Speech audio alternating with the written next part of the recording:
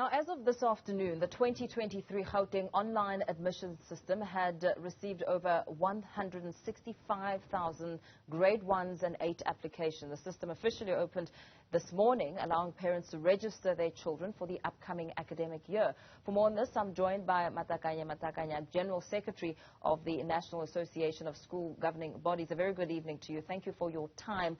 Yesterday, we heard Gauteng Education MEC Panyaza Lesufi speaking to some improvements and the overall system being able to accommodate greater numbers and the chances of crashing really very slim. But that was not the case, as some parents took to social media to vent out their frustrations around the admission system. Talk to us about your reaction. Thank you very much, Mpho, and your viewers. We want to commend the Department of Gauteng that they are really trying their best to improve the education of our children through the implementation of this system. And we know that really everything new then will create problems. Yes, of course, in the day where there's some parents who phoned me to tell me that they've got some glitches in terms of the OTP, one-time pins.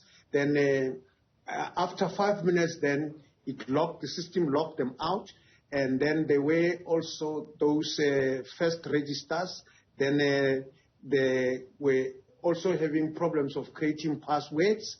And also, I think the system still have got a problem of far away options. Schools, you'll find that now it does not give schools around. And then I was also told that there are some problems in terms of the children's ID. Sometimes they are not correctly picked up and all those. So those are some of the glitches. I think the department will really correct those things so that finally we have got a perfect system. So as I said, any new things has got the problems, and we still commend them that we will support so that our education is really improved in Gauteng province. Although we also want to say other provinces also must take example from Gauteng so that they really help the system to grow, because these things then makes the department to be able to plan properly, to know how many children are in the system, how much budget is needed for the system, and all those things. So it's a good. So we want also, I don't want to be seen talking about Gauteng only. I must seen next year talking about all the provinces in South Africa. Yeah, absolutely. And one of the promises that were made by Panyaza Lesufi was that every eligible learner will be placed in the province. I mean, we're coming back to the province again, but it's a very important statement to make, because we know that in the past, especially last year, there were children even in the second term who had still not been placed in the school. It is true that, Mpho, I think I must also make this platform to talk to parents in Gauteng, because I'm saying in Gauteng says that now I think they are registering online, that please parents, make sure that you use this time until the 19th, then you register yourself, because sometimes it is true what you are saying, Paul. Other people do not go, and then when they encounter some of these challenges, they sit back. Then when the schools are open, then they come up and say, no, my child has not been admitted, and all those. And this time, I think the system is able to take, you are able to apply for more than 3 schools, you know. So I want to talk to parents to say, please, particularly grade 1s and grade 8, make sure that you go and register. And if there are challenges, I think the department has made some centers, districts are centers, libraries are centers. They must go there, or at times they must just walk in and ensure that now they register, so that when we represent them next year, then we must have a proof that they have registered. Yeah. What is your take on the Bella bill? I mean, we heard the MEC mentioning it slightly as he was asked questions around the schools and the role of the SGB in admission. He made mention that that's where the bill comes in, because it will make the process smoother, and there will be some level of fairness when it comes to deciding who is allocated a school and the role of the number of pupils within that school. Now, we do support the Bella bill around the admission, around the question of language. You know, because in the past, people used to use language to segregate against some of the South Africans. But now, I think they tempered with that.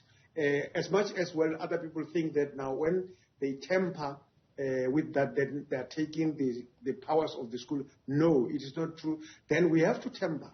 They have to temper with the language, because you remember that in 1976, children were mowed down in South Africa just because of language. That language was imposed on the majority of our children in the country. And then when they objected, then they were killed. So it's a very sensitive area. So we are happy and we support that we have to temper with the language, so that language should not be a barrier when children are going to be admitted in the schools and say, no, this school belongs to, is a Venda medium, or is a Tsonga medium, or is a Sotho medium, is a Zulu or a Xhosa medium. We don't want such. These schools are belonging to all South Africans. So they must allow all other languages to be taught, to be spoken in the schools in South Africa. So I think that's where the glitches are, where other people are saying, no, they are intending to take away the powers of the school government. I don't think it's true. And not only that, we are opposed to question of the selling of liquor in schools. We were really opposed to that. I mean, Mpho, you will remember recently, our children, we don't know what really killed them in a tavern, Nyoben tavern in Western Cape and Eastern Cape. We don't know what that. Now, we can't, when we say children of this age must not take liquor, then we are seen to be promoting liquor in schools particularly. Schools must be like churches. There must be no liquor. Whether we are fundraising or doing what, but they must not be, they must send a clear message that there's no liquor in those schools. And that's other area. Then the other area that we think we have to temper with is the question of declaration. Parents who stand for elections must declare. Then it's a problem. It gives us a problem, because it will scare good parents who wants to stand, because they don't earn anything in the school. They volunteer.